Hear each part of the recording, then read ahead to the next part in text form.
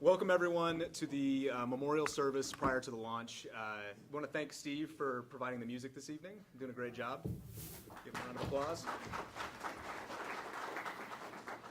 And my name is Brian Weber. I'm what everybody jokingly refers to as the Canadian wing of Celestis. I work from Vancouver, Canada, and am coming to my very first launch ever. So like many of you who are seeing their first launch, this is my first as well. And so I think I was equally amazed, for those of you that I got to meet and chat with on the way out to the launch site, just amazed by the number of people that it takes to make something like this happen. From the city, from the state of New Mexico, all of the investors that put time and energy and money into the spaceport, to the people that were out there working today to prepare for the launch, to the people at Celestis, and to each one of you. That one of the most unique things about this type of memorial is that you and your family members and those that we're honoring tonight are all helping make the future of space travel possible. That the launch that goes up hopefully Wednesday will be happening largely because you're here, and largely because of the love that you have for the people that we're going to be talking about and honoring this evening. One of the first people that I mentioned that I think deserves a lot of the credit for this are the two towns that we're in and visiting right now, from the wonderful staff here at the hotel that have really just rolled out the red carpet for all of us, and the kindness that they've shown us, to all the people in the city that have helped Steve and me find places as we've driven aimlessly around looking for things. To as well, we have both of the mayors of Truth or Consequences and Elephant Butte in the room with us tonight. And so I'd like to invite them up to say a few words. We'll start off, I'd like to invite Eunice Kent, who is the mayor of Elephant Butte, to introduce us and open up the evening. Eunice Kent.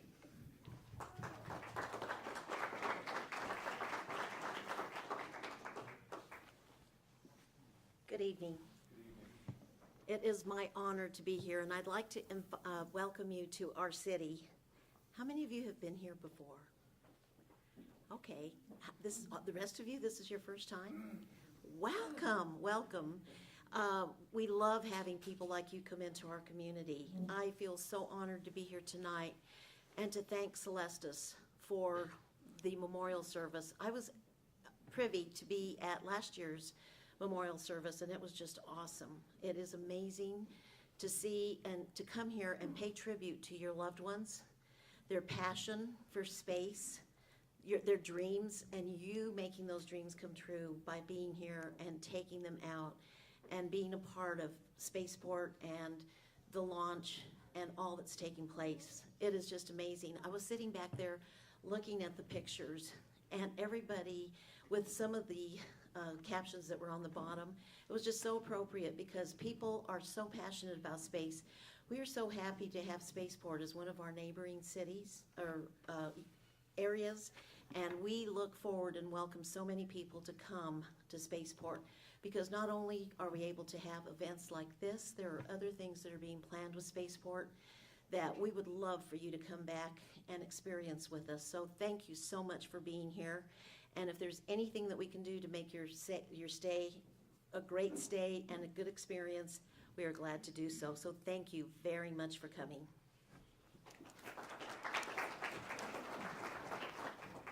Also like to introduce Sandra Whitehead, who's the mayor of maybe the most threatening sounding town in America, Truth or Consequences. Truth or Consequences.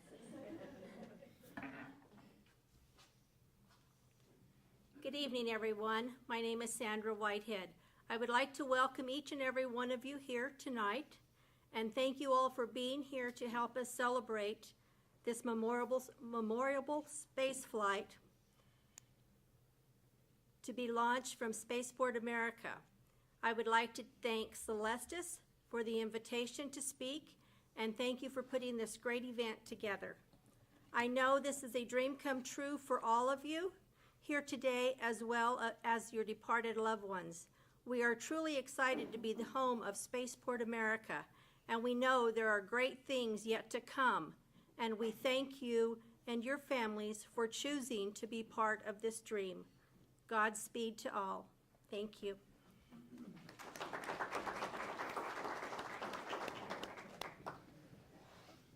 To open things up, I'd like to introduce somebody that I've known for a long time and who brought me into space services even though I can't be near the team. Charlie, in addition to loving space, maybe the only thing he loves more than space is the people in his community, and that includes everyone here tonight. And you can see that in not just Celestis, but everything that Space Services does. That it's a very community and individual-oriented company, and it's all about the relationships that we build, and really about, he said it earlier today, about opening space up to everyone. And it's my great honor to introduce him, a good friend, Charlie Chafer.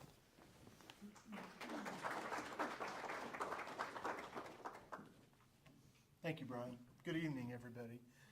Welcome to the 13th Celestis Memorial Space Flight, the Conestoga flight.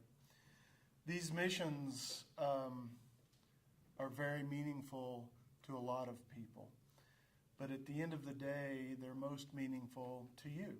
This is your mission. We've flown on SpaceX Falcon 9s, we've flown on Lockheed Martin Athenas, we've flown on Orbital Sciences, Pegasus Centauros, we've flown on Up Aerospace, Spaceloft. I tell everyone who owns the company that we're riding on, you may think that's your rocket out on the pad, but I have about 50 guests or 300 guests or 100 guests who know it's theirs.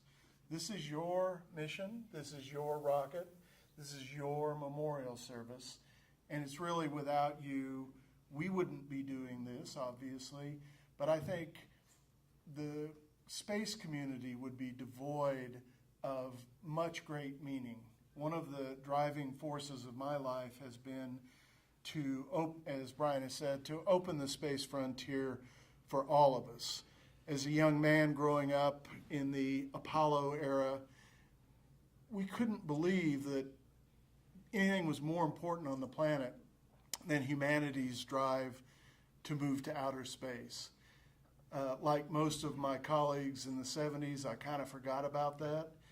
And then in the 1980s, I had the rare privilege to meet David Hanna Jr., who, as a wealthy Texan real estate entrepreneur, decided, after reading an article by Princeton professor Gerard O'Neill, that we really ought to become a multi-planet species.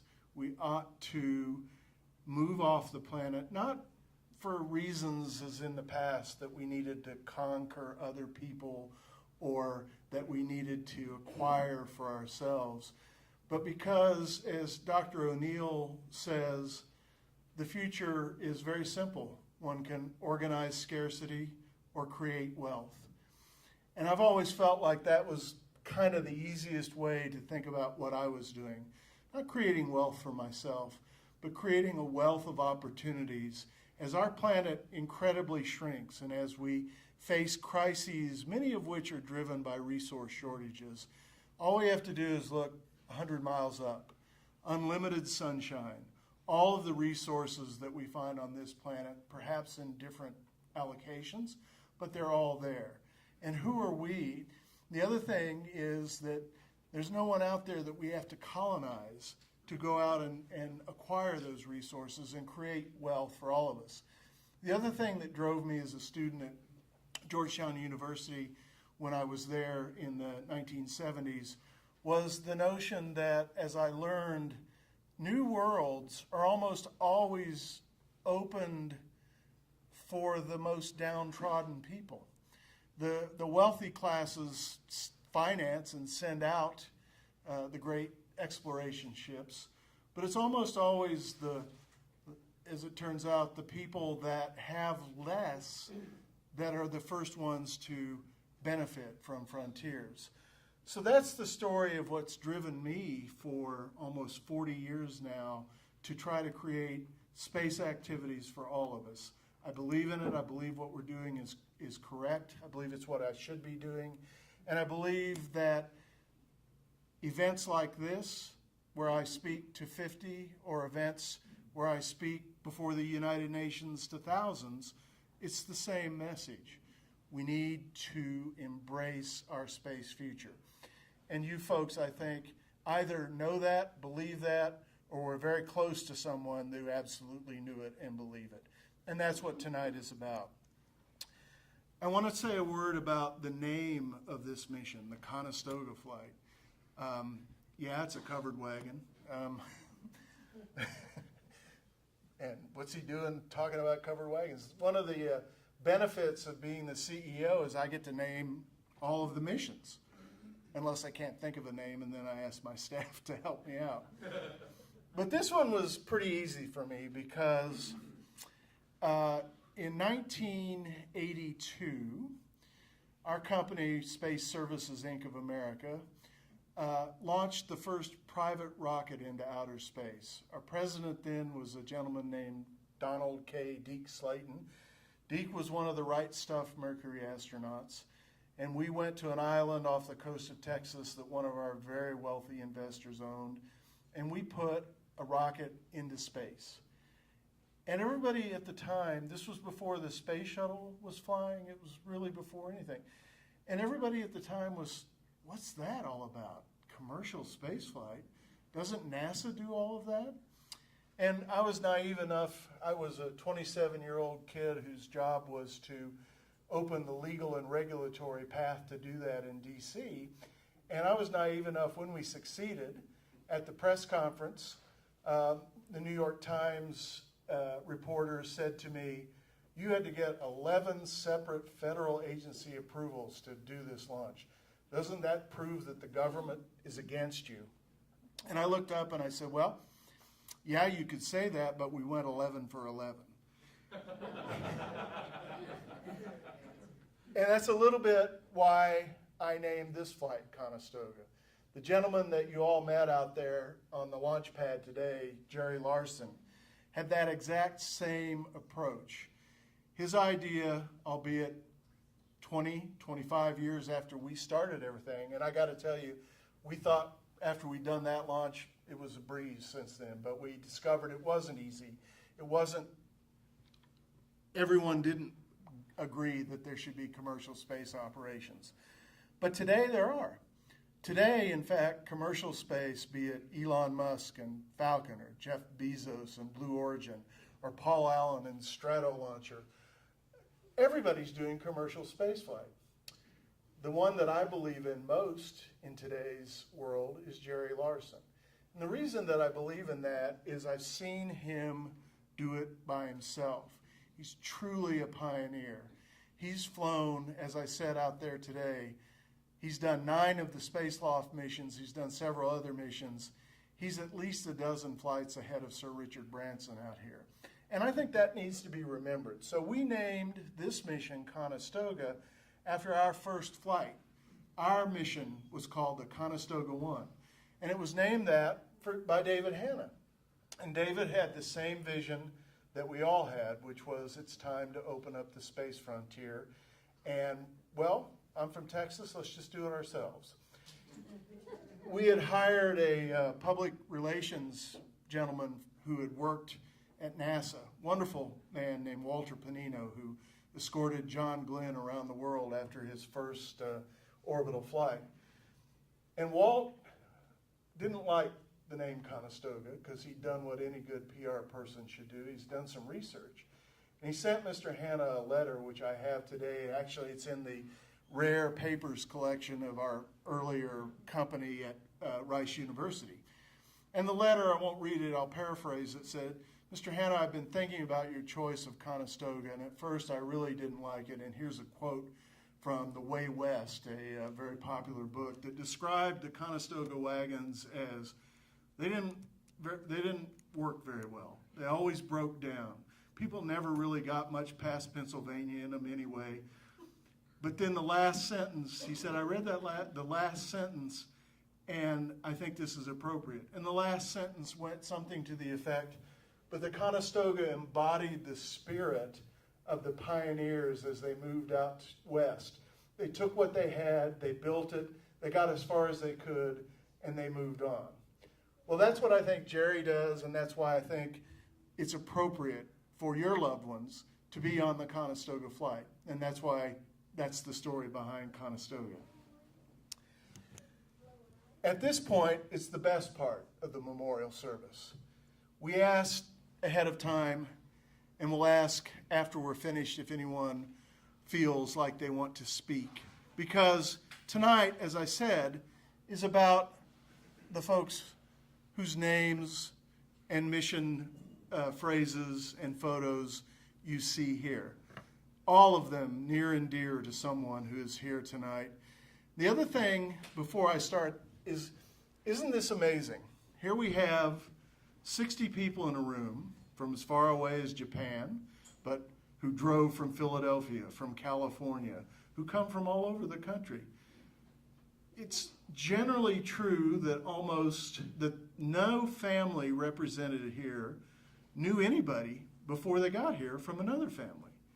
Yet I guarantee you, after today, after tonight, and after you experience the launch, either live or on our webcast, you all will be bound together forever. You will have shared a really touching and emotionally fulfilling memorial service with people who feel just like you. That's one of the great things about our launches. People often ask me, Charlie, how did you end up, in the funeral business? And well, I'm not really in the funeral business. I'm in the memorial business. But I say with a smile, and I hope all of you accept this in the spirit that it's intended. I said, you cannot go to any funeral and see as much high-fiving and cheering as you see at our launch events. We cannot eliminate your grief. You all lost someone very near to you, and you suffer even today, even though it may have been a while since you lost that person. I can't take care of that. You won't ever lose your feelings of loss. But what we can do, and what our staff and we do at every launch, is we can offer you a uniquely compelling opportunity to celebrate a life. And that's what tonight is about. And it's in that spirit that, first of all, I thank my staff. We have some amazing people here. You've met most of them. We have one I want to mention tonight, Zaniel Palermo, who's in the back, who's expecting his first child in less than 2 weeks. Yet, when we said, Zaniel, we got to have you. We can't do it without you. He figured out a way, and I figured out a way by flying him here rather than making him drive, to be able to be here tonight to make the evening go smoothly. But all of our staff members are that way. I jokingly say we're all space geeks, but it's more importantly, we're all people that really just love the feeling of what we do. And yeah, we're trying to make some money at it, and yeah, we have big dreams about space and what we're doing. But at the end of the day, we get a good feeling by being able to provide this service for you, and that's from all of our staff. So I promised, I kept saying one more thing. This is it. So now, what I'm going to do is ask each of you who have made it known to Genevieve that you'd like to say a few words to come forward and to share with us whatever you want to share about your loved one, about why space was important, or why flying them into a parabola of outer space and back is especially meaningful. And I'd like to call first John Koshway. John is going to come up and speak on behalf of the family Koshway, who I believe, I don't know that you set the record, but you may well have tied the record for most family members of the Celestis. That's great. Well, thank you so much. We appreciate all you guys helping us out here and doing the rocket launch. It's been really amazing. I'm here to represent my dad, Charles Koshway, Chuck Koshway, and we do have an amazing amount of family here. Thank all you guys for being here. It's amazing to have your energy here. Dad loved space. He didn't believe in conventional religions. He didn't believe in a specific sect or anything like that, but he believed in energy, and he believed in physics, and he believed in space. So I think this was a perfect thing to send him off on his final journey up into space, back with the energy from which he came, from where all of our atoms came from. And so it was just great. I think this is a wonderful service, and I just want to thank everybody. I don't have a whole lot more to say, so thank you. Thank you. Thank you guys for coming. I appreciate it.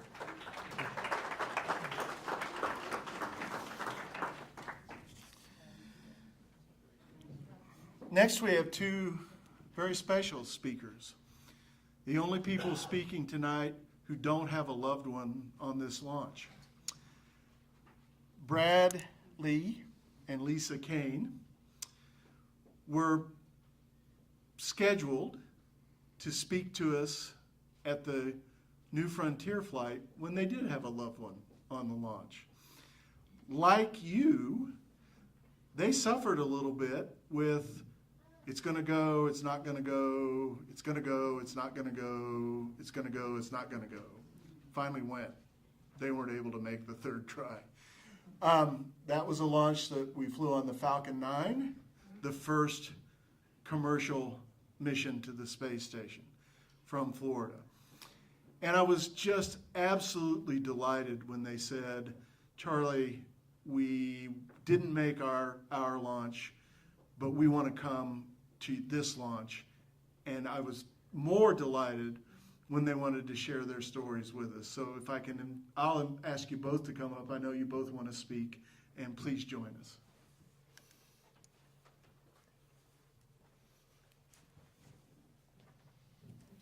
Thank you, Charlie. I'm Brad and my wife Lisa. We drove here from Golden, Colorado, and we're here tonight to honor the memory of our oldest son, John Brady. He passed away on May 7th, 2011. His younger brother Jonathan and his wife Nikki were unable to attend this weekend due to work schedules. Like Charlie said, the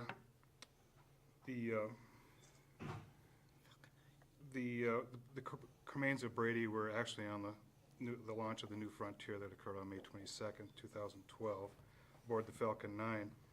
We were unfortunately unable to attend the launch at Cape Canaveral. Though we were packed and ready to go, the launch was scrubbed a couple of times. In the end, due to work schedules, schedule conflicts, we did not go. Since then, Celestis has kindly kept us informed on the upcoming launches. This one happens to fall originally on the day before our 36th wedding anniversary. So we decided to combine the two and make the trip down here. We would like to offer our heartfelt thanks to Celestis for inviting us here, and also to all of you for including us as you honor your loved ones aboard the Conestoga flight launch. And Elise would like to read from Brady's biography. Again, thanks to everybody from both of us. Just wanted to let you get to know our son a little bit from the biography that we had written for his launch. And Brady, from a very early age, loved anything having to do with the sky, stars, space, and flying. In fact, as a preschooler, he once said to me, I remember what he was wearing, "Mom, I don't want to just fly in an airplane. I want to fly like a bird." So this led to his true passion for anything having to do with the sky. I swear he was part bird. I keep saying that. And recently, in fact, I've been thinking of him a lot as my angel bird, is what I call him a lot now. Brady did spend his career as a professional skydiver, making close to 6,000 jumps. He was known as a senior rigger. He taught, guided, and coached at many levels. He was a member of the Denver Bronco Thunderstorm skydiving team, jumping into the stadium up in Denver. And he was also one of the skydivers at a large concert at Colorado's Red Rocks Amphitheater. A few of you may be familiar with that. Brady also worked closely with the military. In fact, at his memorial service, after he passed away, 2 soldiers each gave our family one of their medals in his honor, a Purple Heart and a Bronze Star, as a non-military member, helping teach military how to jump out of airplanes. And he also enjoyed, his other interests included hiking and bicycling, traveling, his cats. He was artistic, he enjoyed painting, loved music. But above all, he touched many, many lives and had a wide circle of friends. He'll always be remembered as intelligent, an excellent teacher and leader, and a very famous sense of humor. He still gets quoted regularly. Brady always, too, believed and spoke freely of the idea that our time on this planet is only part of our journey, and that the power of love in our spirits live beyond this earthly existence. We talked together a lot about these concepts in a truly positive, inspirational way, so the opportunity to be a part of the New Frontier Memorial Space Flight and to be here with all of you this weekend is just awesome. It's just an amazingly perfect place for him to go, space. It interfaces so beautifully with his and our spiritual beliefs as well. Brady's only sibling, younger brother Jonathan, in fact, recalls at one of Brady's parent-teacher conferences when Jonathan, was in elementary school. Brady told the teacher and us during the conference, he said, you know, someday I want to take my family to space. Now, Jonathan, who was only about 5 years old at the time, remembers thinking, cool, and he made it sound so easy, I can't wait. And to me, this all goes with Celestis' mission and, you know, the whole thing that Charlie just talked about, this opening space, and Brady is right there. So, but that remark, that little incident at the teachers' conference was just an excellent example of the kind of effect Brady constantly had on people. And of course, the irony of Brady going into space this way all these years later certainly is not lost on us. It's just beautiful. Brady really did live at least 2 years' worth of life for each of the 27, almost 28 years that he was with him. We miss him so much. And we work really hard at living by his motto. All skydivers have a motto, and his is always moving forward. Before Toyota used it, before Barack Obama made it popular, and now you hear it all the time. Brady, I swear it was, he didn't make it up maybe, but it was the first time I heard it. So we work real hard to keep living and honoring his motto, always moving forward, and also honoring his beautiful life. That's what keeps us going and keeps us inspired. And this whole experience is all part of that, and helps a whole heck of a lot. Thank you, everybody. Thank you. Thank you so much. Thank you, dear, for holding that. You're very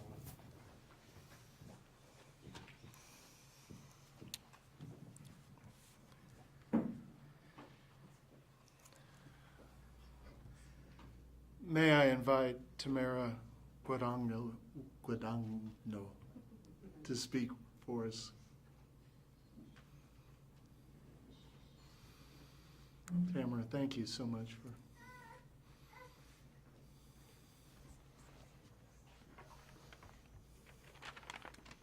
Thank you. Well, we are here because all through my husband's life, he has dreamed of nothing but space, and he's always loved it. And when we lost our little boy 6 months ago, we just knew this was the perfect place to let him rest. And so that's why we are here today. We just want to say a special thank you to our families who are watching. Not everyone could be here with us, but they know they're here. They're in our hearts with us. We just so appreciate everything that y'all have done for us over the last few months and just been there for us, and just know how much we love you so very much, and our friends as well. We just love you. We miss our Toby every day, and we will always look up to the stars. We have one named for him, and so it's just perfect that he's getting to go to the stars. Our biggest comfort, that is, if he couldn't see our faces when he opened his eyes, that he got to see the face of God. I just have a poem to read, and it says, they say there is a reason, they say that time will heal, but neither time nor reason will change the way we feel. For no one knows our heartache that lies behind our smiles. No one knows how many times we've broken down and cried. We want to tell you something, there will never be any doubt. You are so wonderful to think of to us, but so hard to be without. So I just want to say, we love you, our Toby, our little astronaut. Thank you.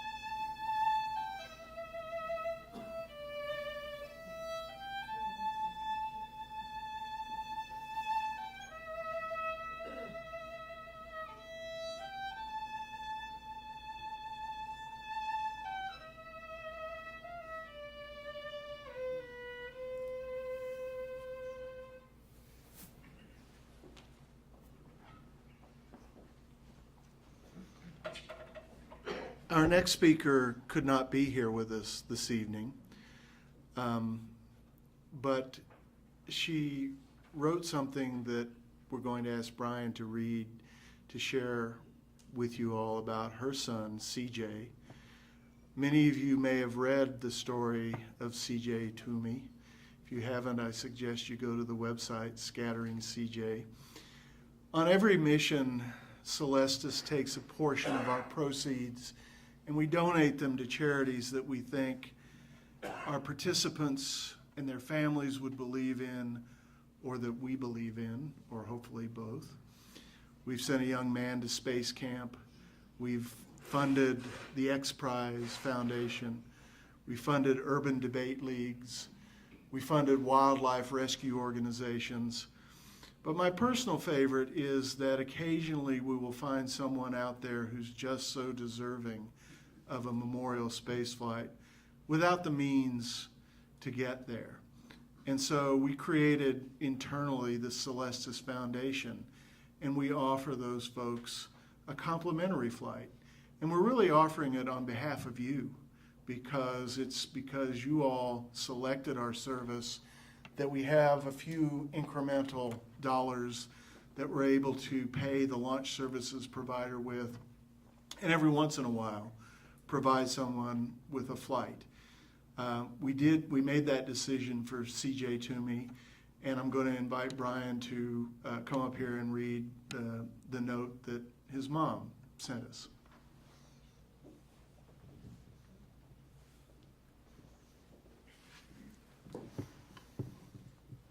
I would like to take this opportunity to say thank you to Charles Chafer and the entire Celestis family for honoring our beloved CJ in this way.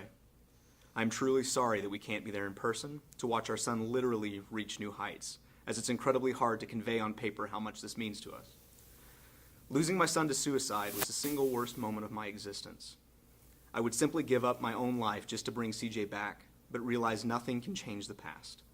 Nothing will ever fill the void left in my heart, and truly, nothing will ever be the same without him. Life just doesn't make sense most days. One of the few things that does make sense, and what keeps me going in the wake of such tragedy, is scattering CJ. Starting this journey to give my larger-than-life son the opportunity to see the world he never saw and to forever rest in locations far beyond his wildest imagination has allowed me to keep his memory alive. As his mother, my single biggest fear is that my beautiful, charming, and charismatic son will be forgotten. Scattering CJ has helped ensure that people everywhere won't let that happen. We've been absolutely astonished and repeatedly brought to tears at the kindness of others throughout this experience. Day after day, complete strangers reach across the miles to offer their assistance in scattering a small part of our sun. Each of these offers is appreciated and welcomed and never taken for granted. No offer is better or worse than any other. They are all uniquely awesome. Yet awesome doesn't begin to describe the offer that connects us all today. Celestis has given our family a gift that we will never forget. Mr. Chafer and his amazingly compassionate staff at Celestis have reached out and offered us an opportunity we didn't even know existed. Mr. Chafer's desire to see that a part of CJ literally reached outer space still takes my breath away. CJ had a huge, in all caps, personality, a 100-watt smile, a desire for all things adventurous, and a love of attention. I can't think of anything more perfect, again, all caps, for my fun-loving and outgoing son than hitching a ride on a rocket. Mr. Chafer, you couldn't have given CJ and our family a more perfect gift. Working with the entire Celestis family has been a very powerful experience. They deserve to be thanked with every fiber of my being. Without their unexpected generosity, we would not be looking at the sky as yet another place to remember our son.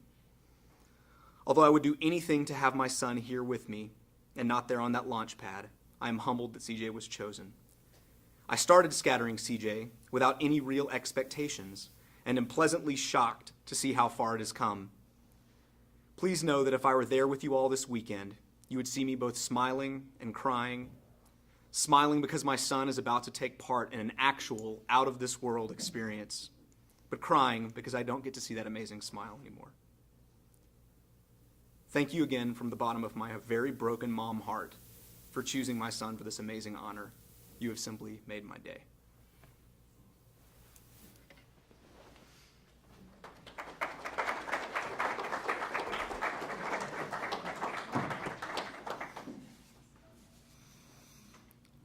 May I ask Nikki Mott to join us, please?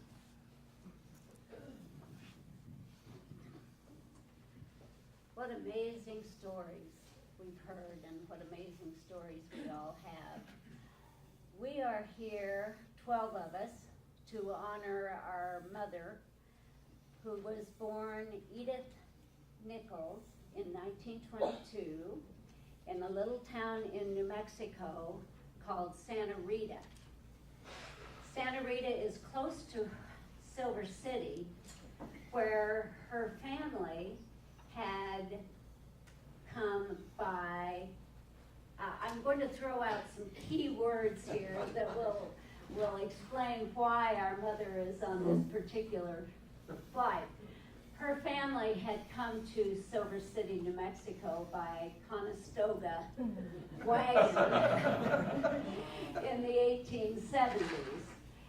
So when we heard about Celestis, we were interested, but then things kept falling into place that made more and more sense for our mother to be on that flight. She was born in Santa Rita, which later became known, well, it became a copper, I'm trying not to use my notes. It became an open copper pit, a huge open space. Also born in Santa Rita was Harrison Schmidt, who was an astronaut and a geologist, and he was, if not the last man, to set foot on the moon. He was the second to the last man to set foot on the moon, and he started a group that he called the Generation Born in Space. Mom and our father went to many of the reunions of the Generation Born in Space. So we decided that this would be a very fitting send-off for our mother. She was born in New Mexico. She raised us in Indiana. There are 4 of us, and if I can have people stand up real quickly, I will toward the end because we have the youngest in the group. She loved Indiana. She raised us with a lot of freedom, a lot of attention. If we needed her time, we knew that we had Mom's time. She took care of our father in his last years as he had lost both of his legs to diabetes. And Mom, with the strength of a frontier woman coming from New Mexico, took care of Dad pretty much by herself. She lifted him, she fed him, she cared for him. After he passed, one of our sisters, Margaret, offered to live with Mom so that Mom could have the same kind of care that she had given Dad. When Mom arrived back in New Mexico, she looked up at the skies and she said, "It's good to be home." She saw the blue skies of New Mexico. She saw the contrails, which are the jet remains, and she said, "Look, they have sky ribbons." So we have always referred to contrails as sky ribbons. She was a music person, that's the notes. She started playing piano when she was 5 years old, and her piano was brought up almost by Conestoga wagon from El Paso to Silver City, and she always had music in her head. As we got older and we were in college, she didn't want to be left alone. She did get a degree from UNM, but she went back to school and she got a master's degree in music so that she could share her music and teach other people to share music. She encouraged all of us to have educations and to scatter, which we have from one coast to the other. Okay, let me make it quick. She was a lover of New Mexico. She was a lover of everything new. Our mother was always very young. Although she died at the age of almost 91, she remained young. And when she did have to go to a home where they could take care of her, the caregivers, one of them approached us one day and said, you know, whenever I need to be cheered up, I go talk with Miss Nikki. I also ran into a caregiver recently at Walgreens, and she said, are you Nikki Lee's daughter? And I thought, gee, do I have her smile? Do I have her attitude? Do I have her sense of adventure? What is it that you can tell I am Nikki Lee's daughter? She said, you know, Nikki was she was a wanderer. She liked to wander, but she said Nikki was always the most pleasant of our residents at the home.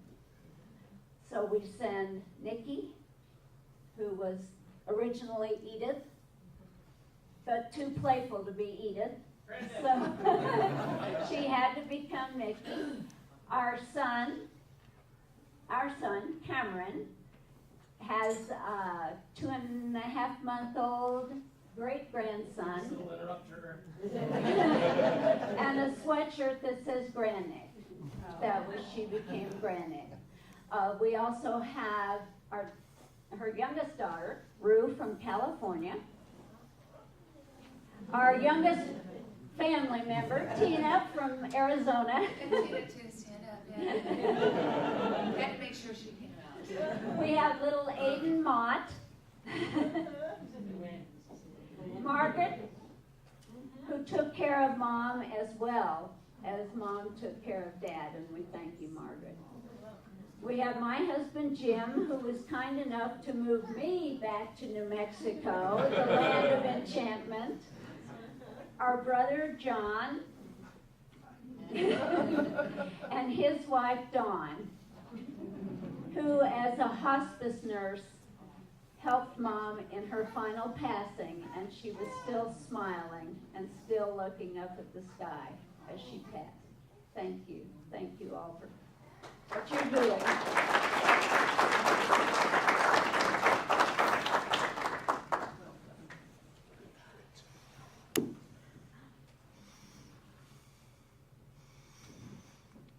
Susan Hack.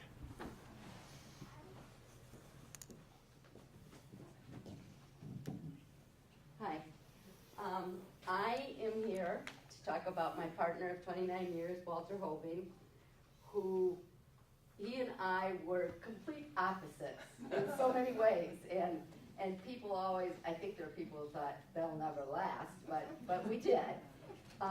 He was the dreamer, I was the practical one. He was the romantic, I was the practical one. He believed that there was something bigger than us. I was the practical ones. Sort of a pattern here. But we had some things in common, obviously, that we lasted for 29 years. We both, I think, were stubborn. He was more stubborn than I was, obviously. I think we were generous and compassionate people, and it's kind of probably a little bit odd to say that, but I think that he brought that out in me. And he was a Renaissance guy. You know, I hear everybody here talking about how space was such an important part of their life.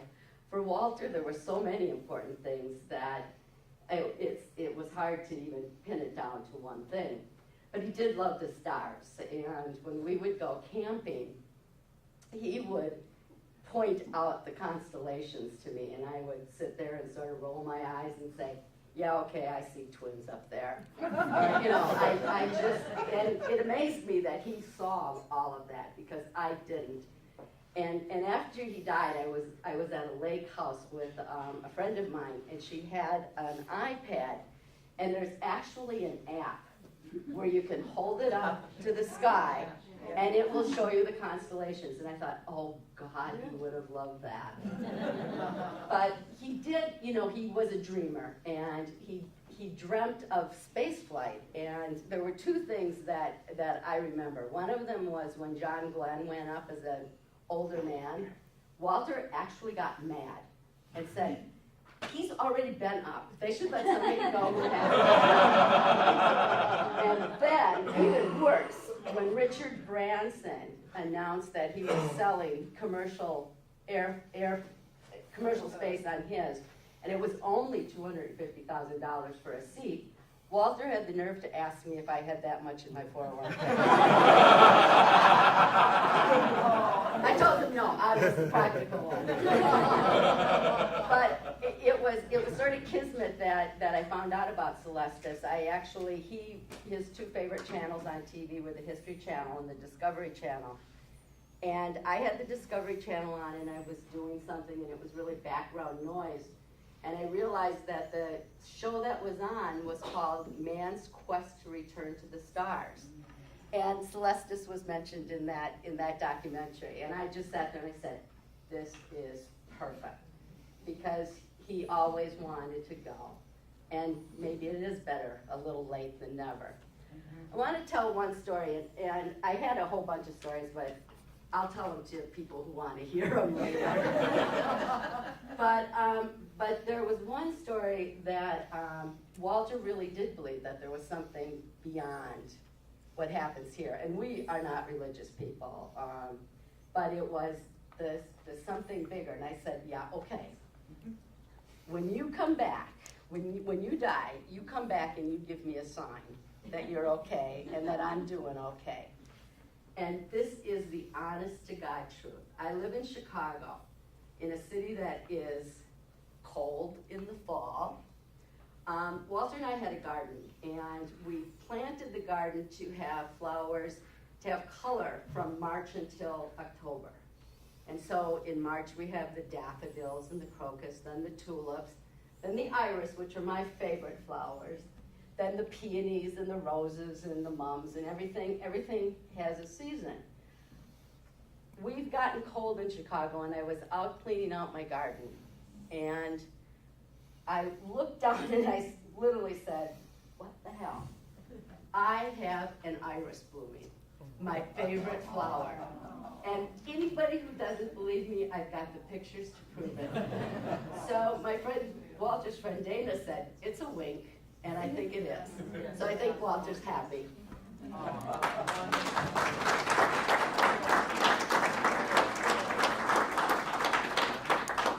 It's a great story, and I believe that the lounge will be open until 10:30 tonight for additional stories.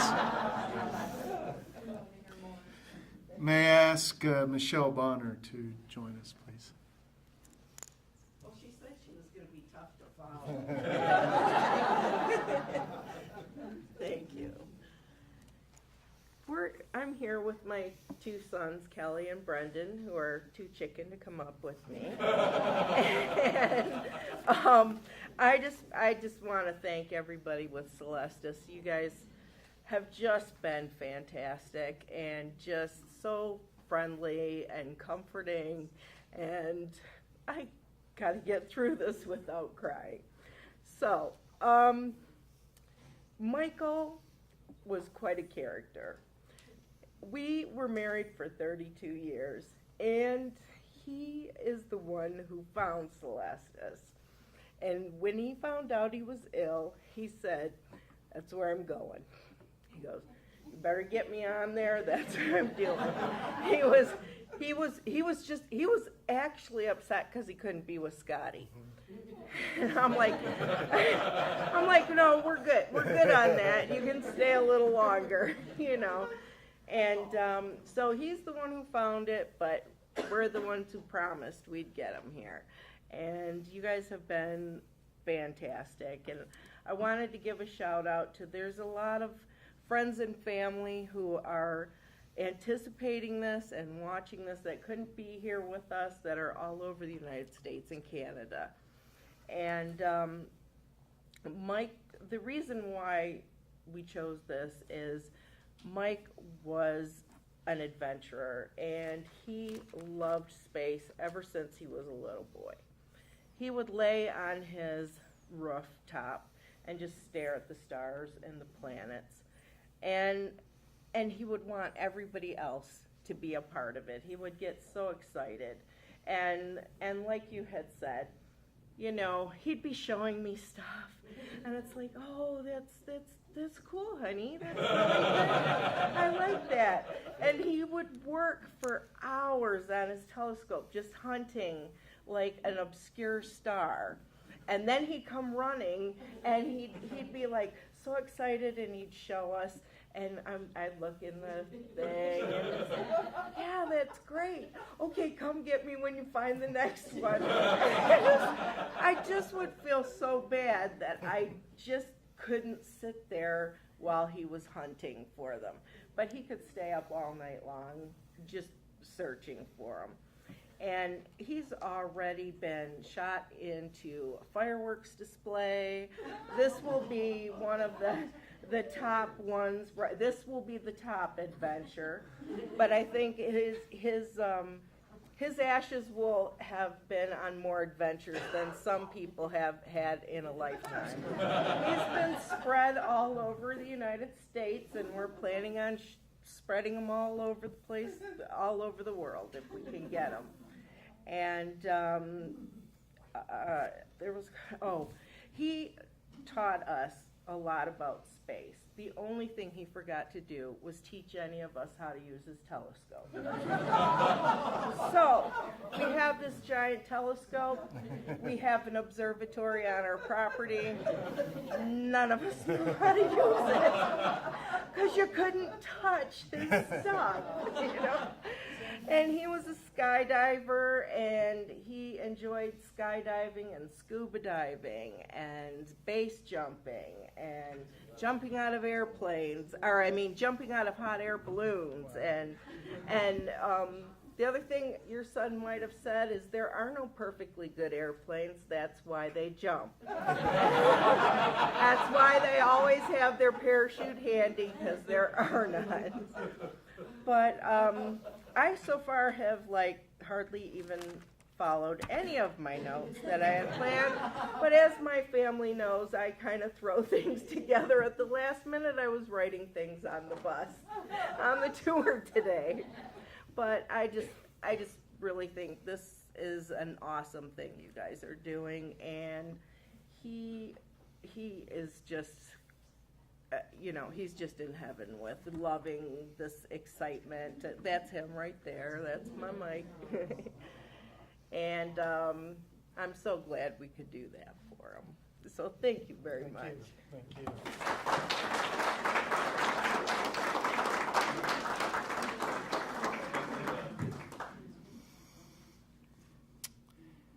I believe my list has ended, but I have a couple of asterisks. John Ottaway, do you want to join us? Thank you. Hey, yes, you'd be next. Nice job. Thank you. Tell from my accent I've come from Britain to be here today, so this flight better go ahead. And I apologise for my scruffy attire. Whenever I do anything for my son Jamie, this is how we dress for his funeral. Red hoodie and shorts, because that's what he always wore. There was no black. We had, none of us are religious. We aren't a religious family. So we sort of did it all ourselves. His coffin was all pictures of himself. We gave people Sharpies. They came up, wrote messages all over it. He was a member of the British Royal Legion Riders. The Royal Legion is a military charity. They've raised money for veterans in the UK. Myself, my father, my grandfather, all ex-army. Jamie wasn't, but he still joined to raise money. And they had an 80 bike escort for his funeral, and he was on a sidecar. That was there, yeah. So 200 people came to the actual service. We couldn't get them all in. They all stood outside in the rain, looking through the windows, piggybacks, taking turns. And anyone that spoke, we only had 2 rules. Whatever you speak about, you have to slag him off and tell a story about him being an idiot. And if anybody got the F-bomb in, I got them a drink at the bar afterwards. And every single person did, and that was an expensive night. Even one of his school teachers. So, yeah. He was, when he left school, he'd always been into space, or flying especially. And when he left school, he joined did an aeronautical engineering apprenticeship. He went on, he was absolutely obsessed with the Apache helicopter, which we also have in the UK from yourselves. Thank you very much for that. We'd like to think we've improved it a little bit there. But he gave a talk once. He was entered it for a competition, and he gave a talk about British experimental rotary systems.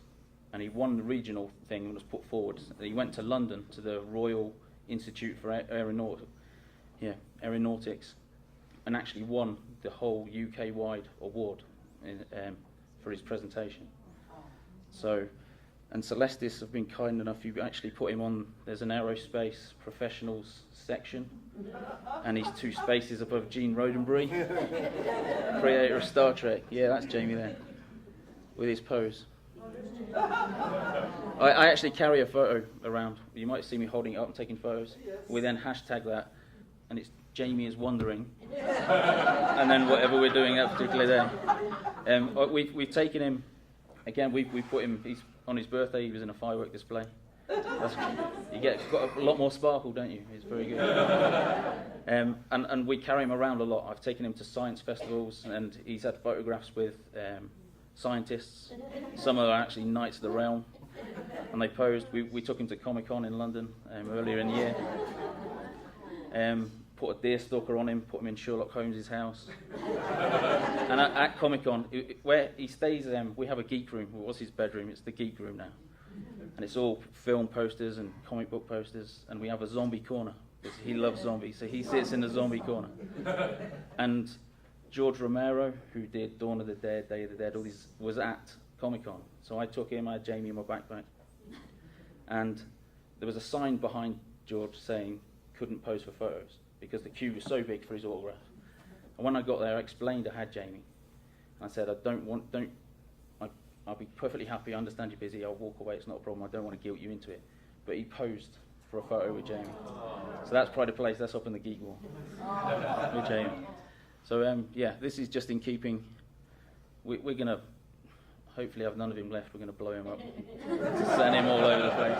I've actually got in touch with Haley Toomey, and we're going to get some of CJ and take that.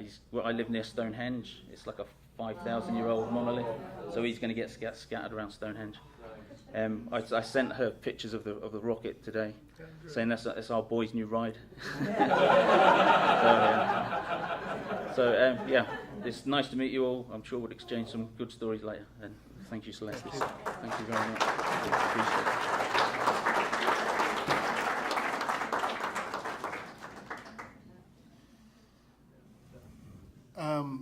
Keith Blackmore, do you want to speak?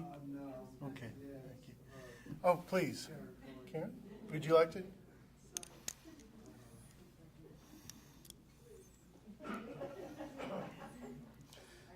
So we have Karen Carney joining. Thank you. You're welcome. Hi, I'm here to blast my husband off into space.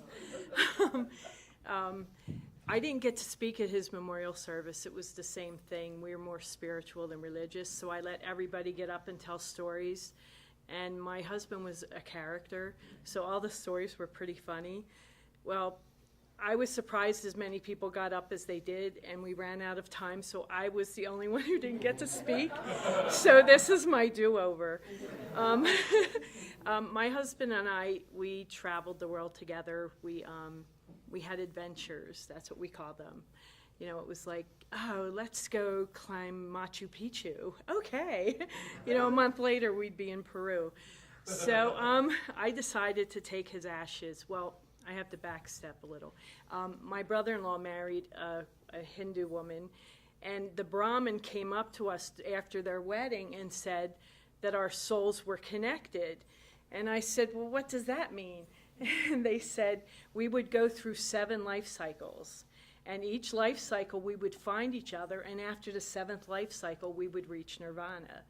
So after he died and I had his ashes, I decided I would go through 7 journeys, 7 adventures with him. Half of them were places that were really special to us, and the other half were his bucket list. And I would, every year, you know, when it would be like, okay, where do we want to go this year? I would say to him, where do you want to go out for our adventure this year? And he would say, space. And I would say, yeah, like the one between your ears? Like, come on. Like, I'm not going to, we can't go to space.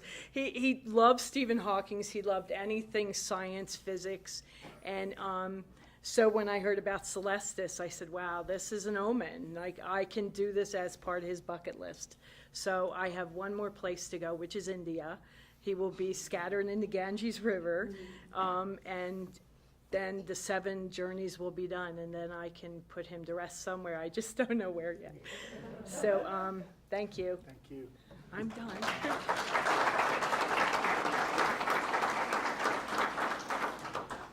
And now I've run out of asterisks, except Genevieve has, oh, great, please join us.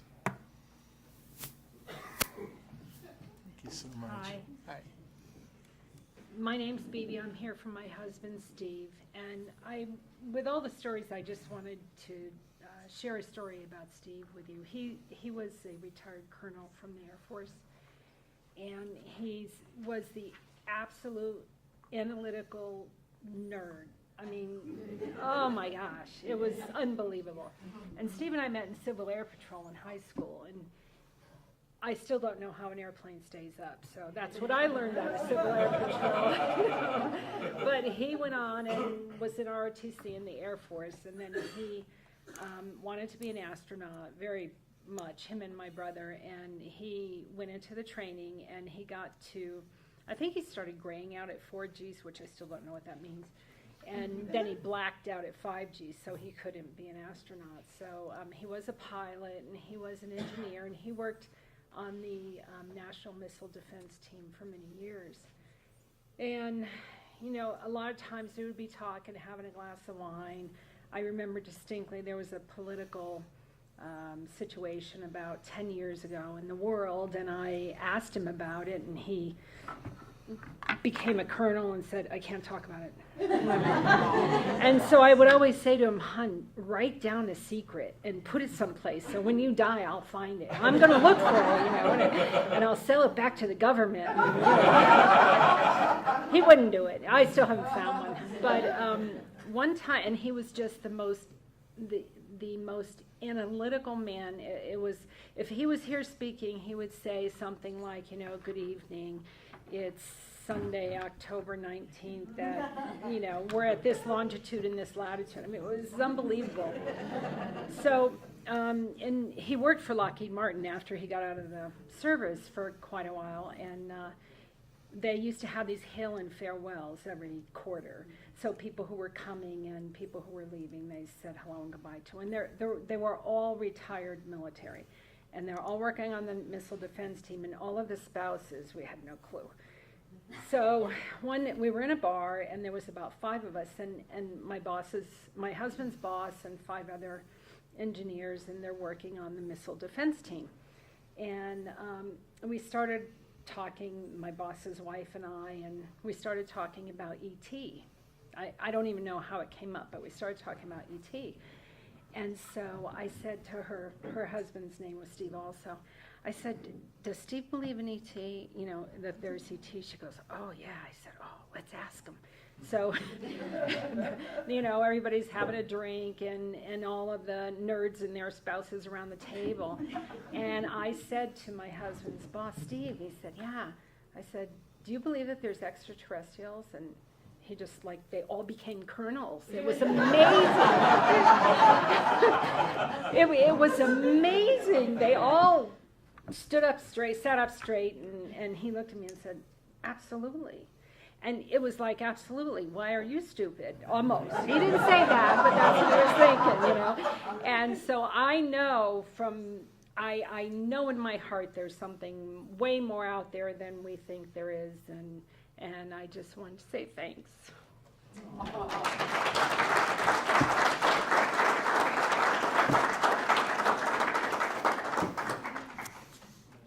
I think we have 2 more? Can I do a quick thank you? You may.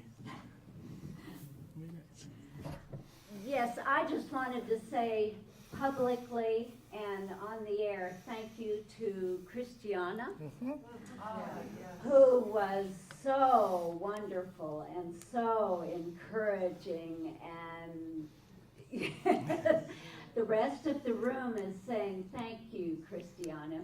We appreciate everything that you've done.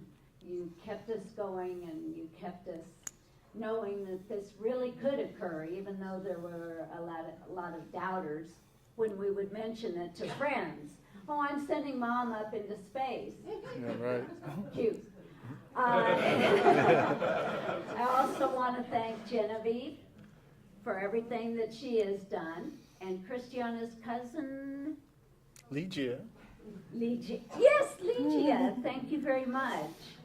And I left out our grandson, Casey, who was the young man who was privileged to be taken up close to the rocket. And I think that we have started another generation who will continue to finance and to support space, all as we know it needs to be encouraged. So I also thank Casey, and I thank his mother, our daughter-in-law, Rebecca Mott, and I'll just say once more, thank you and congratulations to all of you. Blessings. I believe we have one last speaker. Please join us.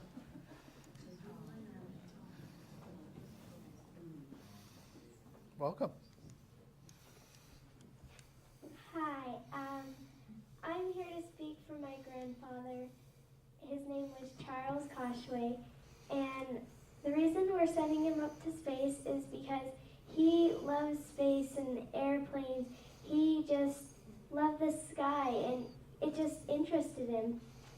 And he would always build like model airplanes, and when he passed away, we went through his stuff and we found a whole bunch of things. He loved to build, so we found a bunch of epoxy cups. And he never really liked to dress fancy. He usually liked to dress casual. If he was here right now, he would probably be wearing a plaid shirt and sweats. Thank you.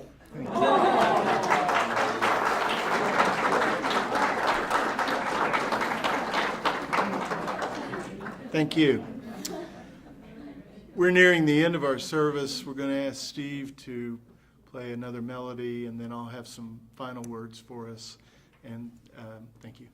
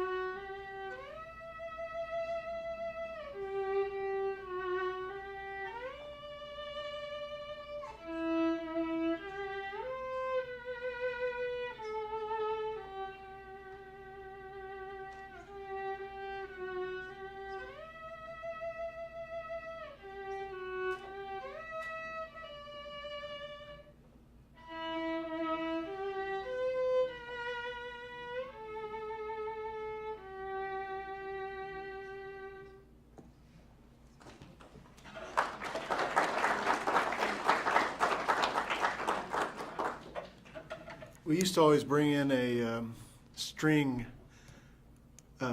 ensemble to entertain you. And when I hired Steve, he didn't tell me that I got extra benefit. Thank you very much, Steve. This is the portion of the evening or day when I always do what I call the pre-launch briefing. And this one's a little strange for me, and you'll see why in just a moment. But this is the time when I talk to you all about what you'll see tomorrow. And in any launch event, 3 things can happen, 2 of which we won't like. The first thing that can happen is it goes just wonderfully. It achieves the goal and the dream that we all have, and we all walk away with that wonderful, exhilarating feeling. The second thing that can happen is that there's a launch delay, and all those hopes and expectations have to wait. And just as you've entrusted us with your loved ones for, in some cases, many months, waiting for this day, you'll have to wait a little bit longer. But you have a promise from me that we will take your loved one to space, and we will make it an enormously successful mission, and we will do our best to capture it however we can for you. Then there's old number 3. 2 of our missions did not succeed. They did not get to Earth orbit as they were planned. They ended up scattering the precious loved ones at sea as they re-entered the atmosphere. And I always tell people you have to be ready for that, because this is pioneering. This is a frontier. This is, after all, rocket science. And while we are making tremendous strides as humans trying to reach space, we're not yet perfect, and sometimes missions failed. And what I say at all of those times is that I think about that, and I think about the fact that even with a delayed mission, we may not see a success when we finally fly, and I ask everyone to prepare themselves for that.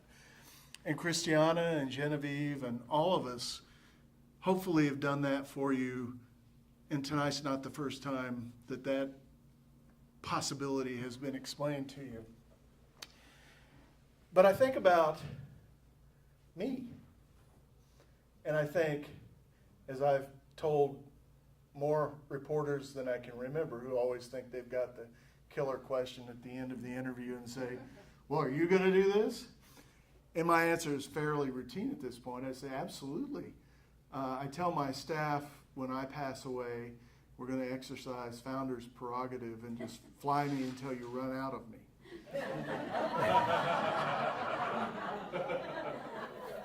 And I know that if my spirit and my mortal remains were on a spaceship that didn't quite get all the way that it was supposed to go, my attitude would be strap me on that thing again and let's go again. What a ride. And that's what I hope you all believe for your loved one as well. In the unlikely event that we don't achieve our goal on the first try, the good news is that we have more of your loved one. You have our promise that we will refly your loved one, and that we will succeed in making what so few people have ever done a reality for you and for your families and friends. And that's what we can do. And I think that's what we've always done. And it's what we always will do for you, because you've given us a huge amount of trust, and we respect that, we appreciate that, and we take that very seriously. So with that, I will say you see why this one's a little bit strange, because one of those things has already happened, right? Fortunately, it's just the delay, and it's disappointing, no question about it. I mean, I think the main reason I do this business is I love to come to these launches. It's a wonderful way to exist. But as I said, you've got my promise and our staff's promise that we'll get you there. And hopefully sooner rather than later. But it really is about the journey and about the destination and about accomplishing something that very few others have ever accomplished. So that's the end of our formal memorial service. I will say that tomorrow morning there is a meeting between Up Aerospace and the White Sands Missile Range scheduling office. And Jerry told us today that that's at 7:45. We'll know something by noon, perhaps earlier, and we will be here, obviously, to pass that news on to you directly. We will post it on our website. We will Twitter, Facebook, all the things that everybody does these days to get the message out. We'll ask you tomorrow to drop by the front room here and let us know. You're going to get 3 choices. If it goes Wednesday, I absolutely want to go, definitely want to go. I may want to go, or I don't want to go. And if you'll let us know that, as I've explained to you, we're going to have to do some real-time planning here and make something good happen for all of you that want to go, should it occur Wednesday. I don't have any insight as to whether or not the powers that be that schedule the range will agree to that or not, but the minute that I do, we'll share it with you all. So thank you, everybody, for coming. Thank you for trusting Celestis with your loved ones' precious memories. And as I said, we'll work every day until we make them fulfill them. Thanks very much.